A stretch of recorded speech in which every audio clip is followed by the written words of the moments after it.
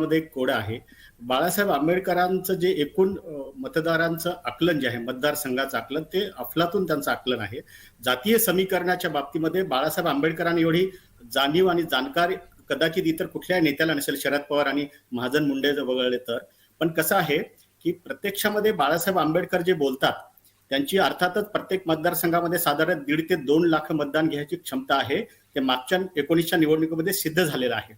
बाळासाहेब आंबेडकरांनी प्रत्यक्ष कितीही भाजपच्या विरोधात आवाज चढवला तरी प्रत्यक्षामध्ये मतदानाच्या आकडेवारीमध्ये त्यांचा भाजपला फायदा होतो हे अनेकदा दिसून आलेला आहे. हा झाला एक भाग. दुसरं असं की मागच्या 19चं जरी आपण आकडेवारी बघितली तर साधारण 9 ठिकाणी थेट बाळासाहेब आंबेडकरांमध्ये भाजपचे उमेदवार निवडून आलेले आहेत. आणि गंमत अशी की तेवढ्याच फरकाने काँग्रेस किंवा राष्ट्रवादीचे पराभूत झालेले आहेत. प्रत्यक्षामध्ये एक बोलायचं आणि आकडेवारीच्या बाबतीमध्ये मात्र बाळासाहेब आंबेडकरांचं जे गणित आहे ते फिट बसत नाही, ते सक्सेस होत नाही.